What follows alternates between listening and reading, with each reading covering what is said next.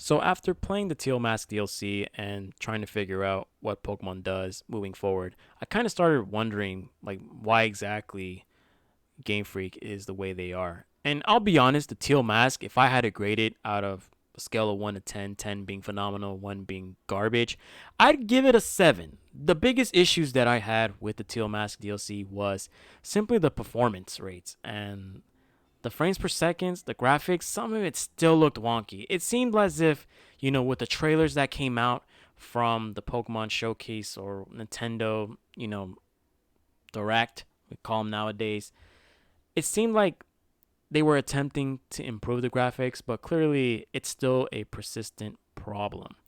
And so I'm reading up this article, or AKA a Reddit post, about from 2 years ago, and it's literally titled "Game Freak does not care about your opinion," and that kind of resonated in me because honestly, I've been saying that Generation 8 onward, Game Freak has been missing, and I mean missing quite a bit, and it's not due to the sales, it's not due to fans purchasing the game because obviously people are gonna buy the games, kids, adolescents, adults, everyone's gonna buy the games, but ultimately I think this title right here of Game Freak does not care about your opinion sums up why, it's been a disappointment. And I will say this, I am an adult, essentially. I mean, I'm getting older. At a certain point in time in my life, I'm going to stop playing Pokemon.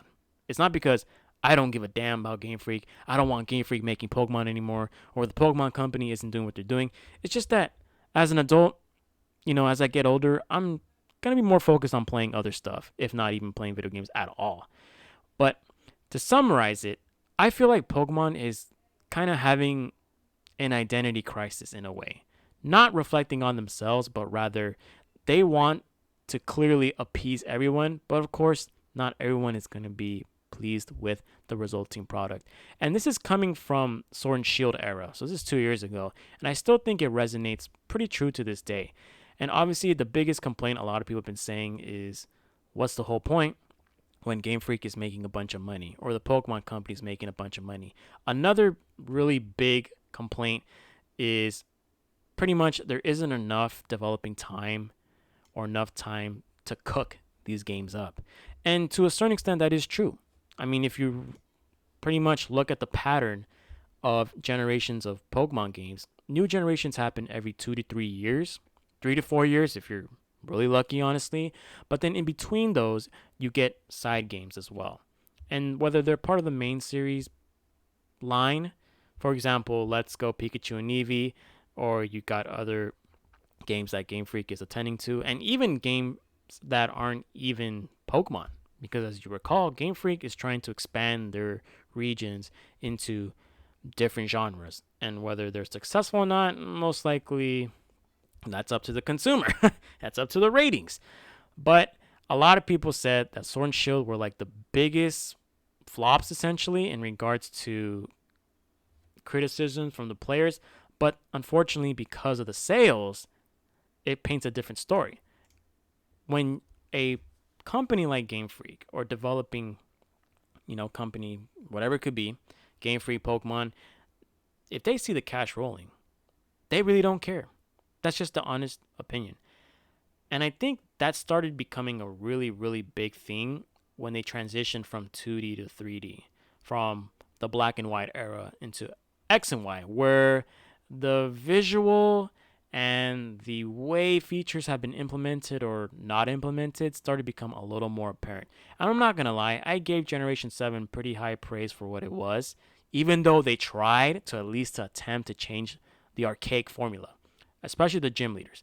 But then you start seeing Sword and Shield, and the expectations on Nintendo Switch is pretty damn high. And yeah, I'm going to say Sword and Shield weren't that great in my opinion. And sure, the Pokemon, don't get me wrong, there are Pokemon Generation 8, like Dragapult, phenomenal. Phenomenal Pokemon. The horses, phenomenal. The Regis, phenomenal. But the whole point is what I'm trying to make is that Pokemon is losing its touch. And whether they want to listen to their own fans, which, truth be told, they don't have to. And personally, I don't think they care. But trying to appease everyone isn't going to be the best solution because, again, whether they want to remove features. This was a pretty big point of contingency with the Battle Frontier. There was an interview, if I recall, 6, 7 years ago, probably even longer than that, where one of the developers were saying, well, the reason why we don't have Battle Frontier is because the audience that we're trying to cater towards to don't really care about that kind of stuff. And we're thinking here, wait, what about us? What about the OGs? What about the people that kickstarted your franchise back in the late 1990s?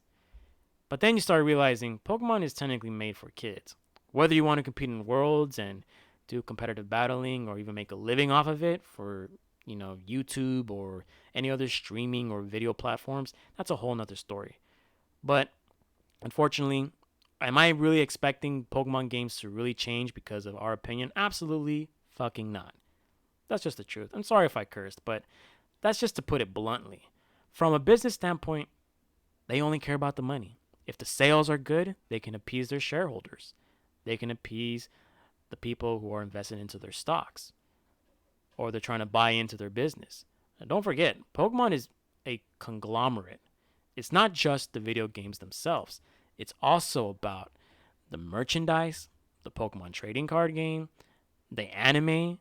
I mean, they're a pretty big franchise to the point that they're one of the most recognized franchises of all time. And if I recall, their net worth or the worth of Pokemon, let's say you are a gajillionaire and you want to buy Pokemon, like literally Pokemon, it's almost $100 billion. It's insane. And they make profits every year. I mean, regardless. Why? Because people like us keep buying their games. And I'm not going to lie, I buy their games in the hopes that they've learned their lesson. And clearly, over a couple of generations now, they haven't. Is there going to be a generation 10 where everyone's going to be appeased? Absolutely not. Because they know that the more people buy, the less they don't have to care about. Now, I truly believe, I really, really believe, and I really hope it is true, that they do not go into board meetings saying that, oh, we're just going to cut corners because we don't want to make a crazy Pokemon game when people are going to buy it anyways. I really hope that isn't their, perspective or their mindset. But unfortunately, it just doesn't seem like that's the case. And of course, we're about to see the second wave of DLC in winter this year. Hoping it's a little better than the Teal Mask, hoping they address the pretty big issues that's plaguing Scarlet and Violet, aka the graphics and performance. But at the end of the day, they really don't care about our opinion. Why did I make a video about this? Why am I complaining? It's not that I'm complaining. It's just like a lot of people I've seen in my comment section, they say, they come up with all these solutions or they bash each other because they think Pokemon's perfect and other people think Pokemon's not. I mean, truth be told, there isn't a correct opinion, but there tends to be a common denominator, and that's GameFreak, and that's the Pokemon Company. And whether you think it's true or not, I mean, of course, again, it's just an opinion. But if you can clearly see the product isn't up to par compared to other Pokemon games, even retro Pokemon games that look way better, or side Pokemon games like New Pokemon Snap. Of course, they're made by different companies, but then you start comparing games like Pokemon to other Switch games like Kirby, Metroid, Super Mario, Zelda. It just doesn't make any sense. But anyways, guys, let me know what you guys think. I don't even know what the title of this video. I think it's going to be Game Freak doesn't care about your opinion. I'm going to steal that. But yeah, let me know what you guys think. And these are pretty interesting, Reddit posts that I've seen. Of course, these are very old, but I guess it's still true to this day. So let me know what you guys think. It's your boy Franklin signing out. Like and subscribe. Peace.